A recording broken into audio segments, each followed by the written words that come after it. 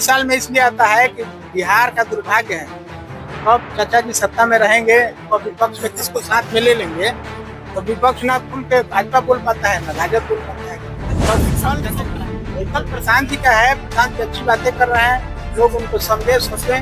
बिहार से बदलाव हमारे मिल रहे हैं और उनको रोजगार हम यहाँ क्यों नहीं, क्योंकि उसमें से 20 लाख लोग और लगभग स्किल्ड हैं जो अपने क्षेत्र के माहिर लोग हैं। भी जाके बाहर में क्या कर रहे हैं, दूसरे स्टेट का विकास अपने यहाँ काम नहीं कर पाते क्योंकि उनको व्यवस्था नहीं दी जा रही है। अगर उनके पास पूंजी अवेलेबल कराया जाएगा, उनको काम दिया जाएगा तो यहाँ भी काम कर सकते। आप लोग परीक्षा देने के लिए जा रहे हैं, इसमें क्या भीड़ है, बेरोजगारी चरम पे है, दोषी यहाँ की व्यवस्था है।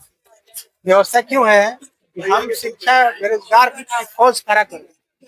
जब तक सुधार हम नीचे से नहीं करेंगे तब तक बेरोजगार ही सुधार कौन कर सकता है? सुधार सरकार करेगी ना, सरकार को सोचना है। हम जब 6वीं 8वीं क्लास से उनको व्यावसायिक शिक्षा का भी जोड़ा जाए, उनको स्किल्ड बनाया जाए, किसी भी फील्ड में जिस फील्ड में बच्चे का इंटरेस्ट है उसमें जाए, उसमें रोजगार है। बिहार के लोग पूरे देश में जाते हैं और जाके मजदूर बन जाते हैं। क्यों बन जाते हैं? क्योंकि उनको कोई स्किल नहीं होता। जो बच्चा परीक्षा देने जा रहा है साहब, किसी को कोई पूछिएगा घूम के, किसी को बाल काटने भी अपना नहीं होता, किसी को कोई स्किल हाथ में नहीं। सब बच्चा पढ़ रहा है तो इतना लोग को रोजगार देगा नहीं। पढ़ क्या बच्चा क्या करेगा, कंपटीशन की तैयारी करेगा। रोजगार क्यों निकलता है, वैकेंसियां क्यों आती है? चुनावी साल में इसलिए आता है कि बिहार का दुर्भाग्य है।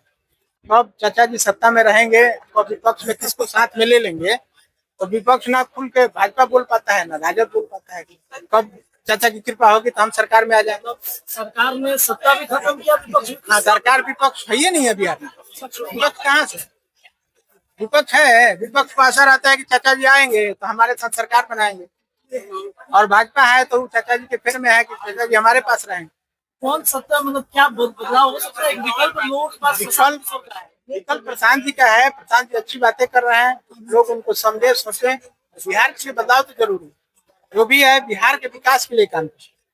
ऐसा नहीं है कि एक रातों रात बदलेगा नहीं, लेकिन प्रयास, सार्थक प्रयास करने की जरूरत है और नीचे से काम करने की जरूरत है। प्रशांत किशोर राजनेता नहीं है, उन्होंने सरकार बनाई, कैंपेनिंग टीम बनाया अपना, कैसे आप भरोसे करेंगे? अचानक से वो कह रहे हैं कि फॉरेन कंट्री का राजनीति हम करेंगे डेवलपमेंट, आप एक्सेप्ट? सुनिए, फॉरेन कंट्री का बात नहीं है, बात है कि जो कर रहे हैं उसमें गलत क्या है हमको नहीं बताइए। मुद्दा ये नहीं है कि कह रहे हैं फॉरेन कंट्री की बात कर रहे हैं, बात ये है कि जो कह रहे हैं वो सही है, जमीन पर है। जब तक आप रोजगार पैदा कर 15,000 30,000 की नौकरी करने के लिए लोग मारे फिर रहे हैं और उनको रोजगार हम यहाँ क्यों नहीं, क्योंकि उसमें से 20 लाख लोग और लगभग स्किल्ड हैं जो अपने क्षेत्र के माहिर लोग हैं। वो भी जाके बाहर में क्या कर रहे हैं, दूसरे स्टेट का विकास कर, अपने यहाँ काम नहीं कर पाते हैं क्योंकि उनको व्यवस्था नहीं दी जा रही है। अगर उनके पास पूंजी अवेलेबल कराया जाएगा, उनको काम दिया जाएगा तो यहाँ भी काम कर सकते हैं।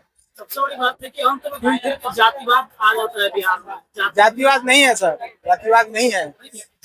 जातिवाद कैसे है? मोदी जी का जाति कितना है बिहार में? 34 सांसद जीत के गए, 34 देश की बात है, बिहार की तरह 34 सांसद जीत के गए। जातिवाद कहाँ है बताइए? उनकी जाति के लोग कितने हैं?